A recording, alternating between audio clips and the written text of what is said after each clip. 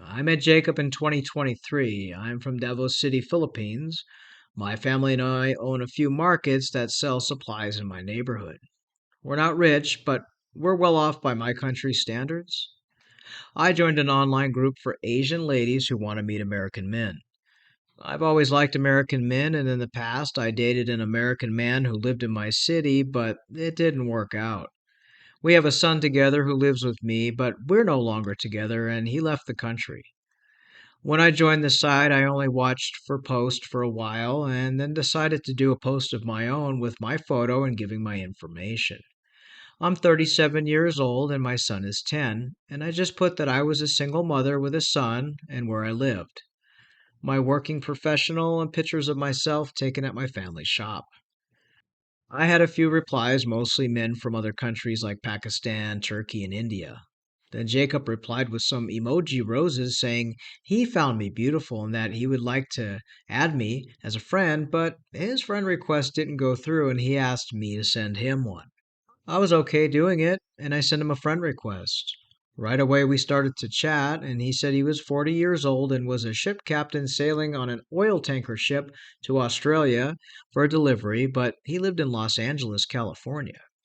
He seemed to be very polite with his words, and he sent me a couple of pictures of himself. I exchanged pictures too, and we started chatting. He asked what I do for work and where I live. I let him know where I live, that I help out my family owned stores, and I'm the manager and bookkeeper. He said he's been a ship captain for 20 years, and I found his job interesting. He asked me for my email address so he could properly introduce himself and send me more photos, and I gave him my email to stay in touch. He also asked for my phone number, which I gave him, and he said we could always chat. He gave me his number, which was Los Angeles. But he also gave me another number, which was a UK phone number. He said that is for when he's on the sea, he uses his UK number as it works in international waters. We started to send emails and he told me about his life. He said he was the only child of his parents who had both passed away and that he was a widow. His wife died from a heart attack 5 years ago and he was out at sea when she did. I told him of my situation, being a single mother, and I asked him if that would bother him. He said no, he always wanted a family, but his wife never had children before she tragically died. He said he spent his life after she died taking as many captain jobs as he could find, sailing oil tankers and cargo ships around the world. And he goes from Los Angeles to Australia, then to Japan, and all the way through Africa. He said his work is very dangerous, but he loves the ocean.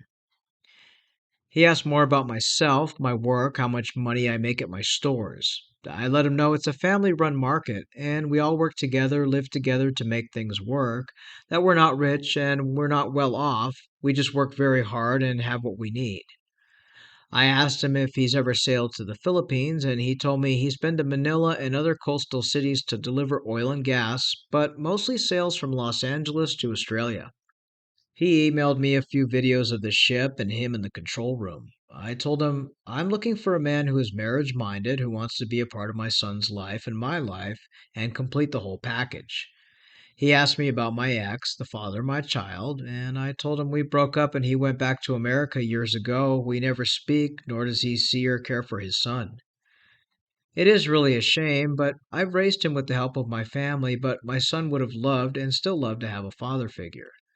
He told me that he would love to meet a marriage minded woman who wants a family and to live a wholesome, God fearing life. He was very kind and we would exchange emails back and forth. He told me he is originally from Norway, but that he has lived in Los Angeles for most of his adult life. He started working on cargo ships when he was in his early 20s and then became a captain. He said last year he was attacked by pirates near the Horn of Africa and that he was badly injured and had to stop being a captain to get medical treatment. So, if he has to travel to any African countries, he asks to be paid extra money, but mostly travels just to Australia. He said he will be in Australia in 20 days and then board another ship and head back to Los Angeles, and then he was going to be off for 4 weeks vacation. I joked with him and told him he should visit the Philippines and I could show him our beautiful country, and he said he would consider. It was exciting to have him on there every morning. I would have an email from him and we would talk all the time. He did ask me to add him on WhatsApp, and I did. He then sent a video showing me he was in the control room on the ship, and it was him in the video, but the quality was a little poor. We video chatted for a few moments here and there before he would hang up as he had to go into the control room and the connection was so poor. He was fun to talk to. I was a little shy as I don't typically video chat, and even meeting men, I'm shy. I told him this, but he said I was so beautiful and he asked me for more photos of myself, which I had sent him about 8 in total. We were friends now online, in email and WhatsApp, so we would talk in all of these places. He never failed to send me an email every day telling me the weather conditions, the ocean conditions, where he was. He even sent me a photo of a map of where his ship was. As he got to Australia, he said he would be there for a few days before heading back to Los Angeles. He was very nice to me, and we planned to meet after his return journey to Los Angeles. He told me he would look into getting a ticket. Then a few days went by, and I didn't hear from him at all.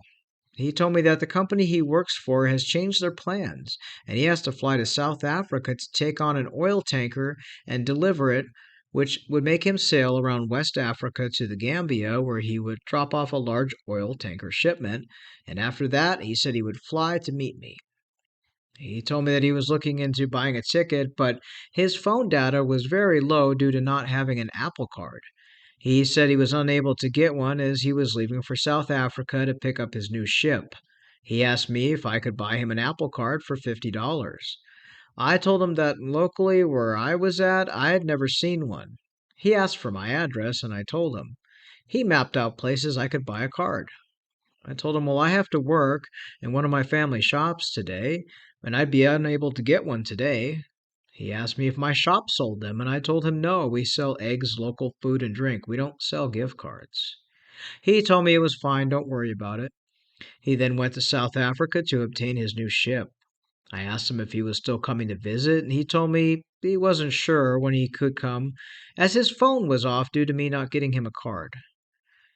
I told him that Apple Cards are not easily available where I'm at, but I'm sure my city has them, but I have to work and I could look into it when I had some time off.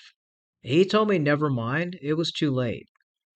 I was shocked at how rude he was, as I didn't have this with the American man I was with in the past, but I told myself maybe he's under stress from his job. I told him to message me when he got there safely, and I'll see about a card. He did message me when he arrived in South Africa and told me his phone is nearly gone. I asked him if he's able to get a card since he's in South Africa and there are major cities there, but he said no. He was rushed from the airport to his ship and he had to start sailing as they were afraid of pirate attack due to him carrying the large quantities of oil. I told him I was able to find a $50 Apple Card. He told me to send him the card on text, and I did. He then told me $50 wasn't good enough, and he waited so long to get one, now he needs a $100 card.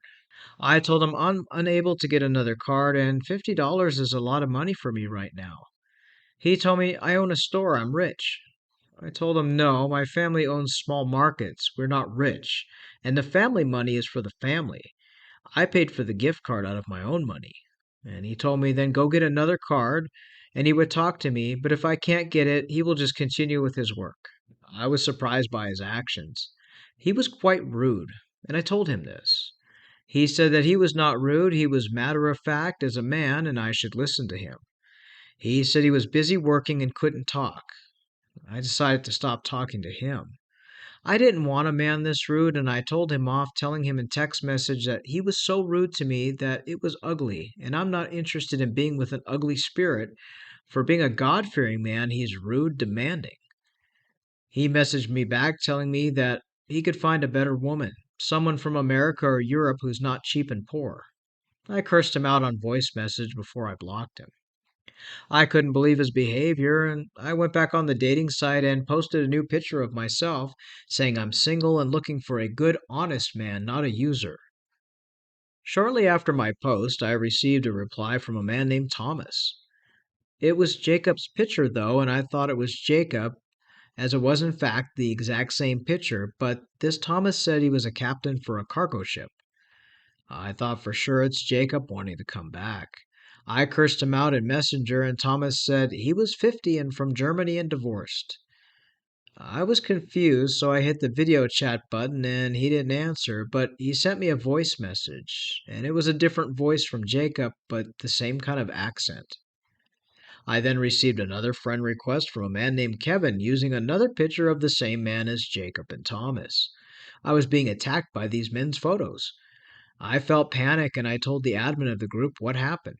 The admin told me to be careful of scammers and asked me for the profile of Thomas and Kevin.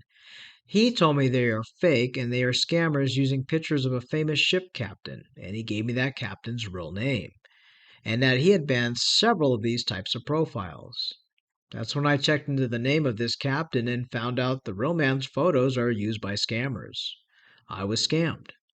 I left the group, I blocked them all. Now my WhatsApp gets random messages from different men I don't know. I keep blocking, but I felt for a time I was being invaded by ship captains. This is my story. Thank you, and sending you much love from the Philippines. We'd like to thank this lady for sharing her story. Unfortunately, this famous ship captain's photos are used by thousands of scammers with thousands of names and various stories. It's always important to check photos as soon as you start chatting to somebody new. Just be on the lookout because while it might not be the famous ship captain's photos, it could be some other popular stolen photos. As always, stay safe, and if you'd like to share your story, you can drop us an email, scammingscammers@gmail.com. Until next time.